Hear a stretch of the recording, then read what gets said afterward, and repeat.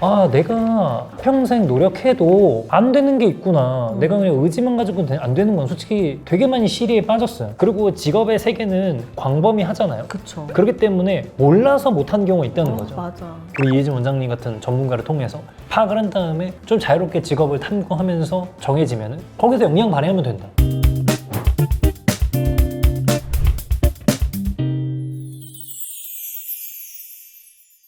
안녕하세요. 아이덴티티 워커 이혜진입니다. 제가 성인 진로하면서 자주 듣는 말이 있는데요. 하고 싶던 일이 있었는데 현실에 부딪혀서 포기했어요. 그래서 이제는 뭘 해야 될지 모르겠어요. 좋아하는 일, 잘하는 일? 그걸로 먹고 살 수 있을까요? 여러분도 이런 고민 해보신 적 있으시죠? 그렇다면 이번 영상이 여러분들의 방향을 찾는데 큰 힌트가 될 수 있을 것 같아요. 제가 항상 말씀드리는 게 있죠. 사람은 각자의 타고남이 있고 나한테 맞는 방향이 있다. 오늘은 그걸 실제로 증명하신 분을 모셨습니다. 제 컨설팅을 통해서 커리어 전환에 성공하셨고 지금은 브랜드 영상, 인터뷰 콘텐츠를 제작하는 PD 일을 하시고 있어요. 어떤 과정으로 진로를 바꾸게 되셨는지 그 과정에서 어떤 깨달음과 변화가 있었을까요? 오늘은 그 주인공을 모시고 인터뷰하는 시간을 마련했어요. 안녕하세요.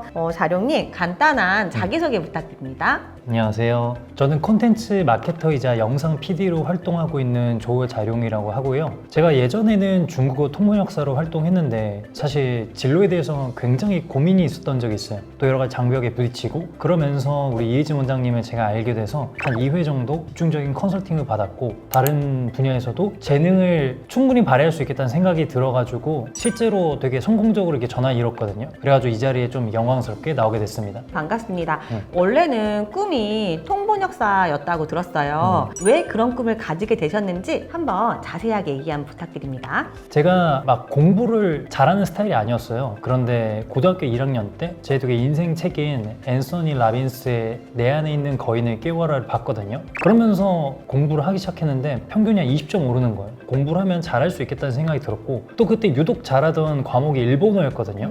유일하게 일본어 선생님의 그 말투 이런 거 다 기억이 나거든요. 어학 쪽에 조금 재능이 있을 수 있겠다. 그 시절에 사실 JLPT라고 하죠. 그것도 한 3급까지는 땄거든요. 3급이 대단하진 않지만 제가 살면서 처음으로 주도적으로 뭔가 자격증을 따보려고 했던 게 일본어 자격증이었어요. 어쨌든 그런 과정을 거쳤고 한 20살이 되던 그 해에 내가 공부할 마음이 있고 뭔가 잘할 수 있겠다는 열정이 있으니까 중국 유학을 한번 해봐야겠다라는 결심이 쓰더라고요. 그때 20살에 바로 고등학교 수능만 마치고 바로 중국에 가게 됐죠. 그래서 그런 결심과 어떤 제가 노력을 기울였더니 정말 빠르게 성장하는 게 느껴지는 거예요. 월반도 여러 번 하고 남들은 인문반에서 허우적될 때 저는 그 당시에 반을 막 중급반까지 들었거든요. 몇 달 안에. 근데 느껴지는 게 저는 제가 그 당시에는 재능이 있다고 생각을 안 했는데 공부한 만큼 되는 거예요. 근데 사실 나중에 알고 보니까 그게 좀 재능 같더라고요. 이런 생각이 드는 거예요. 아, 나 평생 해도 되겠다. 정말 노력한 만큼 되는 게 있구나. 그래서 이 재능을 끝까지 한번 발휘해보고 싶다. 그런 생각이 들었고 네이버 선생님한테 물어봤죠. 우리나라에서 중국어 제일 잘하는 사람이 가는 학교가 어디냐? 그랬더니 한국외대 통번역 대학원이 나오는 거예요. 중국에서 바로 그 대학원 입시 준비를 하고 열심히 당연히 했죠. 하루에 막 10시간씩 했는데 그래도 한 방에 붙어가지고 들어갔거든요.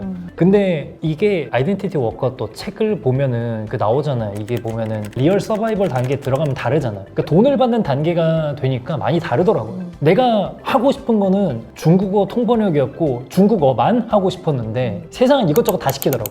그러면서 나 이것도 못하고 저것도 못하고 뭐 그런 것들이 보이고 세상 속에 깨지고 하니까 많이 허우적댔죠. 그렇게 좋아했던 그 통번역사를 그만두게 된 이유 얘기해 주시면 좋을 것 같아요. 네, 사실 그 당시에 저는 제가 노력을 했으니까 그 합당한 어떤 보상이 따라와야 된다 당연히 생각을 하게 되잖아요. 이게 언어가 나라와 우리나라 관계랑 아주 밀접한 관계가 있어요. 제가 중국계 회사에 있었는데 거기가 엔터테인먼트 회사였어요. 그러니까 미니 앨범도 만들고 막 전국 전 세계 투어를 하자 막 이러고 있는데 코로나가 터졌죠. 그러면서 모든 일이 다 중단되는 거예요. 아, 내가 평생 노력해도 안 되는 게 있구나. 내가 그냥 의지만 가지고는 안 되는 건 솔직히 되게 많이 시리에 빠졌어요. 그리고 통번역의 일 자체가 많이 줄어들고 내가 이거를 평생 한다고 한들 과연 내가 이런 외부 환경을 이겨낼 수 있는 건가? 돈도 벌고 싶고 되게 유명해지고 싶고 근데 이 길이 아닌 것 같은 거예요. 너무나도 괴롭고 방황했던 시기가 있어요. 그래서 심지어 그때 회사가 무너지고 나서 솔직히 저도 그냥 그대로 무너졌어요. 그게 30살 막의 중반 때인데 막 너무 우울해가지고 아무데도 막 나가기 싫고 아이치라고 중국 플랫폼 있거든요. 또 중국어 하는 척 하려고 그 중국 드라마 또 계속 보고 이런 시기가 거의 한 1년 정도 있었던 것 같아요. 그러면서 진짜 심각하게 내 진로에 대해서 내 미래에 대해서 내가 지금 하는 게 맞는 건지 이런 거를 정말 고민했던 시기였어요. 어떻게 저를 알고 찾아오셨어요? 그때 이제 그런 생각이 드는 거예요. 아, 내가 진짜 중국어가 아니고 다른 거는 못하는 건가? 혹은 내가 너무 그냥 겁내는 게 아닐까?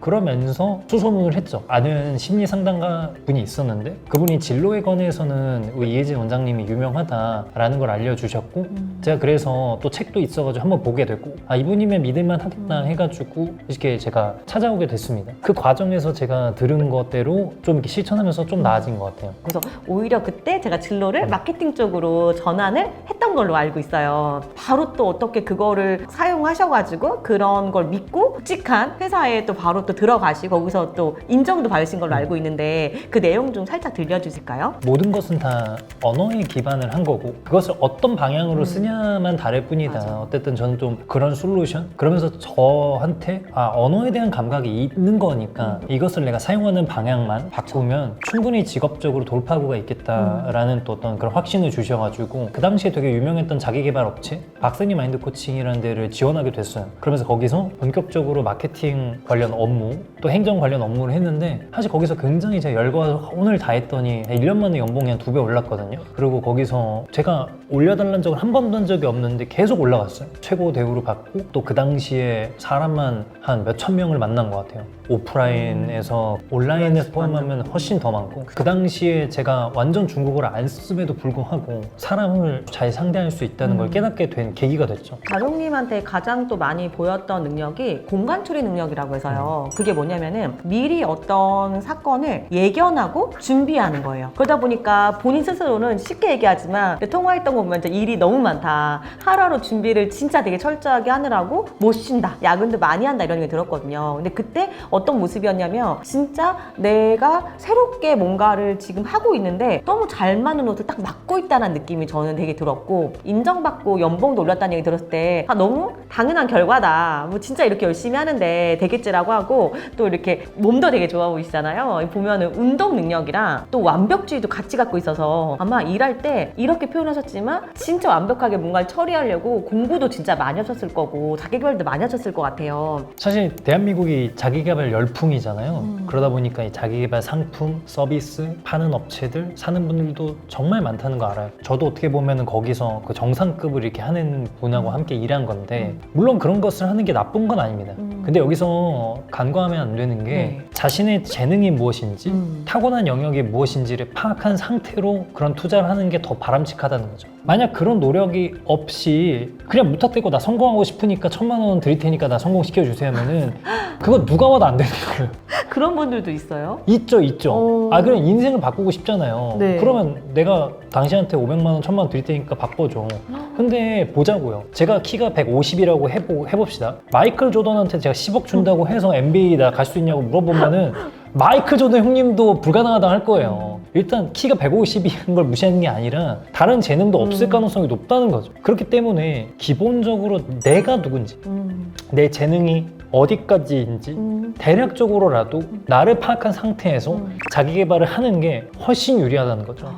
초반에는 못했는데 하면서 능숙해지더라고요. 네. 특히 좀 1대1에 강하구나 라는 좀 감이 좀 오더라고요. 그런 것들을 확장해서 예를 들면 블로그를 쓰기 마케팅이라면 유튜브 스크립트 같은 걸 쓰기도 했고 그리고 책까지 썼죠. 그런 식으로 이제 확장이 됐단 말이에요. 근데 많은 분들이 이런 부분을 모르기 때문에 말도 안 되는 시간 낭비와 효율이 떨어진다고 생각하거든요. 그래서 그럼 다시 돌아와서 아니 근데 나는 내가 누군지 모르겠고 내 역량이 어디까지인지 모르겠어. 사실 그렇기 때문에 과학적이고 체계적인 이런 측정 방법이 필요하다고 생각이 들거든요. 사실 제가 도움 받았던 것도 그런 거고요. 저는 자기 객관화가 꽤나 뛰어난 사람임에도 맞아. 불구하고 방황을 했던 케이스이기 때문에 그렇지 않다면 더더군다나 이혜진 우리 원장님이 하는 전문적인 지식, 소견 그리고 직업의 세계는 광범위하잖아요. 그쵸. 그렇기 때문에 몰라서 못한 경우가 있다는 거죠. 맞아. 그거는 내가 단순히 재능이 있다 없다를 떠나서 내가 모르기 때문에 전직이 불가능한 경우가 있단 말이에요. 그런 면에서 우리 원장님 같은 분한테 좀 컨설팅이라든지 아니면 짧게라도 한번 이게 상담을 받아본다든지 그런 걸 하면은 조금 더 활로가 터지지 않을까? 그렇죠. 그런 생각을 해봅니다. 장모님 케이스가 딱 그런 케이스예요. 그 저를 만날 때 통번역과 거기에만 좀 매몰돼서 약간 내가 인생을 사는 거에서 굉장히 좀 최초로 힘든 거지. 왜냐면 내가 이렇게 막 달려왔는데 근데 제가 그때 해준 거는 좀 확장인 부분이었어요. 이걸 가지고 그렇게 아니고 진짜 언어의 재능 가지고 그리고 신체적인 능력 가지고 공간력 가지고 분명히 할 수 있는 다른 것들이 있다. 그리고 제가 분명히 아닌 부분은 또 잘라드렸거든요. 그래서 여러분들도 너무 고민하고 있다면 그리고 살다 보면은 안 될 때가 있거든요. 다시 용기 내서 오면은 분명히 또 다른 길도 있을 거라 생각이 또 들어요. 1년 전쯤에 다시 컨설팅을 한번 받으시고 마케팅에서 영상 PD로 이제 전환을 하셨잖아요. 실제로 컨설팅 받을 때 깜짝 놀랐던 걸로 기억이 나는데요. 하시면서는 좀 어떻게 잘하시고 있는지 어떠신지 좀 궁금해요. 일단 제가 마케터라는 새로운 옷을 얻었을 때 잘 곧잘 하더라고. 근데 이 뭐든지 다 수요를 따라가는 거잖아요. 근데 세상에 요즘에 보면 영상이 화랑이고 이것을 잘해야 되겠다라는 생각이 저한테도 좀 더 들더라고요. 영상 비즈니스, 영상 브랜딩을 잘할 수 있다면 앞으로 활로가 더 크겠다는 생각을 했고 그쵸. 그런데 제가 가지고 있었던 결정적 문제는 일단 기계치? 맞아요. 기계에 관심 너무 없어. 싫어하셔. 기계에 관심 없어. 책 읽는 거 좋아 그랬는데 우리 원장님이 알려주신 것들을 토대로 몇 가지를 제가 이렇게 결론 내린 게 있어요. 그러면서 영상 PD 업무를 잘하게 됐는데 일단 첫 번째는 내가 다 알 필요는 없다. 그래서 기본적인 영상 기기를 다룰 줄 아는 정도 수준까지는 올라갔어요. 그게 마스터할 필요는 없다는 거죠. 그쵸. 그래서 내가 그 영역을 갔다고 그걸 다 할 필요는 없으니까 어느 정도까지 제가 기기를 다룰 수 있는 단계까지는 올라왔고 아주 기본적인 것들. 두 번째는 전문적인 작업이 필요한 경우에는 촬영 감독을 섭외하는 걸로 바꿨어요. 아웃소싱 한다는 거죠. 네, 맞습니다. 어쨌든 2인 1조로 나가는 게 현장에서는 되게 보편화되어 있는 작업 방식이기 때문에 제가 기획을 하고 현장에 대해서 어떤 영상을 딸지에 대한 감이 있기 때문에 그런 것들을 현장 감독과 잘 소통만 한다면은 사실 문제가 전혀 없어요. 그러면서도 꽤나 고급 인력을 적정한 방식을 통해서 함께 어우러질 수 있는 거죠. 너무 좋네요. 그리고 제가 영상 PD로서 전문적이냐 하면은 무슨 영상 기기를 잘 다루는 게 아니기 때문에 자들이 보면 전문적이 않다고 볼 수 있겠지만 저는 사람을 하고 소통하는 능력은 굉장히 강하다고 생각하거든요. 그쵸. 근데 그 능력이 인터뷰에서는 굉장히 근본적이거든요. 왜냐면 결국 고객과의 소통인 거고 그 사람들은 이 촬영이라는 현장에 굉장히 생소해요. 긴장하고 있어요. 그렇기 때문에 그 사람들의 잠재력을 내가 PD로서 편하게 해줘야 되고 100% 끌어내는 역량이 나한테 있다면 그것이 엄청난 장점이거든요. 그것을 제가 잘 하게 됨으로써 영상 PD로서 자리를 굉장히 빠르게 잡고 맞아. 있는 단계예요, 지금. 제가 또 이혜진 원장님한테 어떤 조언을 들었던 게 저한테 이런 좀 타고난 면이 있다고 들었는데요. 그게 조력 중재형, 관계 중심형이라는 거예요. 그래서 제가 사람들을 아주 편하게 해줄 수 있고 사람들을 아주 잘 상대할 수 있다는 것을 조금 더 깊게 깨달은 거죠. 그래서 이게 어떻게 또 이게 발현이 되냐면은 영상 PD라는 업무가 단순히 영상만 다루는 게 아니라 고객과 소통이 메인이에요. 왜냐하면 결국에는 나는 그냥 허공을 찍는 게 아니고 이 사람을 찍는 거잖아. 이 사람과의 관계가 좋지 않으면요 좋은 영상이 담길 수가 없어요. 내가 이 사람 앞에서 기분이 나빠. 근데 어떻게 좋은 막 나오겠어요. 그쵸. 리액션이 안 나오고 자연스러운 것도 막 담아야 되는 거잖아요. 맞아요, 실제로. 맞아요. 그렇기 때문에 특히 이런 식의 어떤 자영업자분들 혹은 전문가분들이 일을 할지라도 영상에서 쓴 경험이 많이 없는 경우는 특히 PD의 역량이 좌지우지되는 경우가 꽤나 많아요. 그래서 이렇게 편하게 할 수 있는 능력이 발현이 됐는데 사실 이 리얼 서바이벌이잖아요. 저는 그렇게 생각하는 게 이 실력만 가지고 되는 게 아니에요. 왜냐하면 아무리 실력이 좋아도 팀워크이기 때문에 누군가 빵 꺼내면 내가 대신 사과할 때도 태반이거든요. 맞아. 그러면 그런 것도 할 수 있어도 되고 다른 사람의 마음을 좀 헤아릴 수도 있어야 돼요. 그런 것들도 다 역량이 포함되기 때문에 제가 이혜진 원장님한테 들었던 조력 중재형이라는 이런 키워드 이게 저한테 어떤 되게 큰 깨달음을 주고 있는 거죠. 아, 내가 잘 중재할 수 있는 능력이 있구나. 그게 나한테도 타고난 면에 속하는구나. 저는 안 그렇다고 생각했는데 그런 걸 듣고 나니까 더 잘할 수 있게 되더라고요. 단점이 장점으로 된 것도 있어요. 뭐냐면은 제가 되게 그래 보이는지 모르겠는데 예민하고 센시티브하고 그래서 다른 사람들이 무슨 말 하면은 과민하게 반응할 때가 있어요. 확실하게. 그리고 다른 사람 표정을 살피는 능력도 뛰어나고 잘 살피기도 하고. 근데 이게 단점처럼 보이잖아요. 예민한 남자? 뭔가 안 좋아 보이잖아요. 말부터가 안 좋아 보여. 그리고 요즘에 테토남 애견녀 많은데 저희 회사 여자분들이 아 우리 팀장님은 애견남이라고 운동하는 거 빼곤 다 애견남이라고 이러는 거예요. 그냥 말하는 것도 나보다 많이 하고 공감도 많이 하고 그런데 이게 인터뷰 현장 가면은 다 장점으로 바뀐다는 거죠. 왜냐면 인터뷰를 하는 사람은 되게 긴장해 있고 뭔가 말하는 부분도 있고 말 못한 부분도 있어. 근데 내가 그걸 놓친다? 그냥 모른 척하고 지나간다?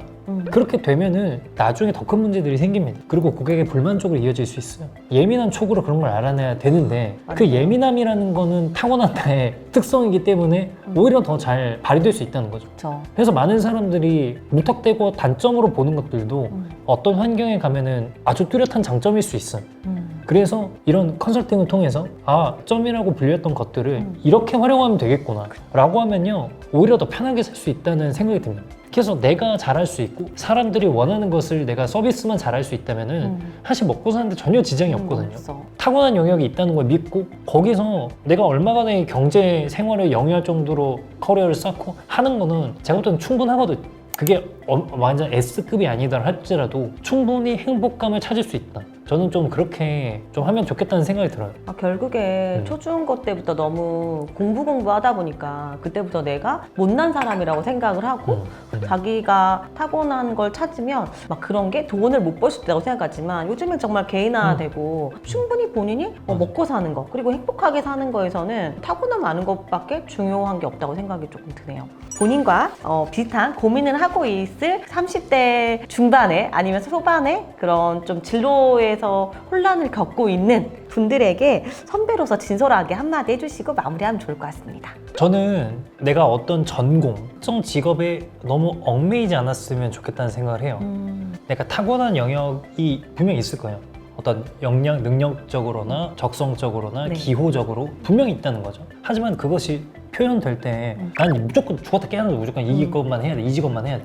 그렇지 않다는 거예요. 예를 들면 내가 축구 선수로서는 그게 재능이 없을 수 있잖아요. 하지만 축구 캐스터가 될 수도 있는 거고 축구 관련된 뭐 BJ를 할 수도 있고 혹은 축구 관련된 리포트를 적을 수도 있고 이렇게 확장해서 직업의 세계를 넓혀볼 수 있다는 거죠. 저 역시 마찬가지였던 게 난 중국어 통역사 혹은 중국어 아니면 죽었다 깨어나도 안 할 거야 이렇게 15년간 살았지만 생각해보니까 결국은 내가 언어를 잘하는 거고 사람들의 마음을 헤아릴 수 있는 능력이 있는 거고 그렇다면은 영상 PD, 그다음에 중국어 통번학사 혹은 강사가 될 수도 있고 이런 여러 가지를 다 아우를 수 있는 역량이 나한테 있었던 거구나.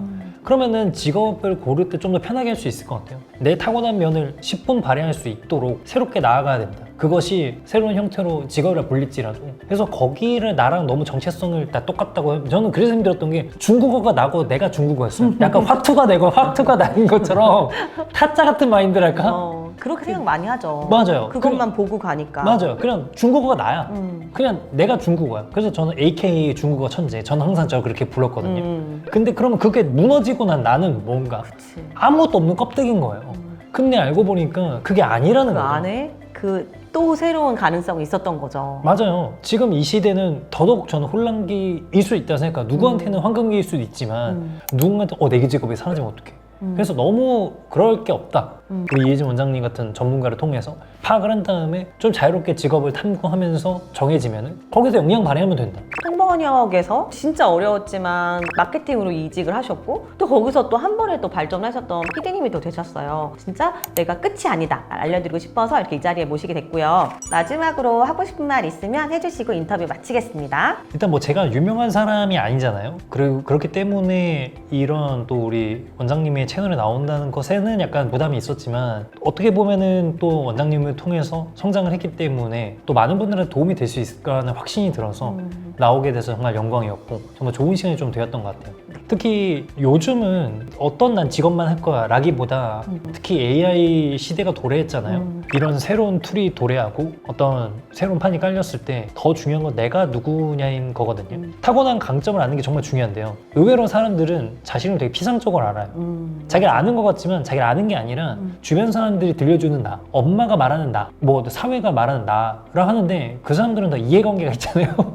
그렇기 때문에 진짜 나를 알기보다는 그냥 내가 아는 너를 보여줄 뿐입니다. 그렇기 때문에 우리 이혜진 원장님 같은 경우에는 정말 다양한 또 국제적으로 검증된 그런 방법론들을 활용해서 다양한 심층적으로 알려주거든요. 사실 그런 게 있어야 아 내가 요 장점도 있고 이런 것도 있고 이런 것도 있구나. 그리고 직업의 세계가 이렇게 넓으니까 아, 내가 여기서 영향 발휘할 수 있겠다. 사실 이게 더 본질적이라는 생각이 들어요. 여러분 모두가 아이덴티티 워커가 되는 그날까지 열심히 하겠습니다. 영상 끝까지 봐주셔서 너무 감사하고요. 다음에 더 좋은 컨텐츠로 볼게요. 안녕.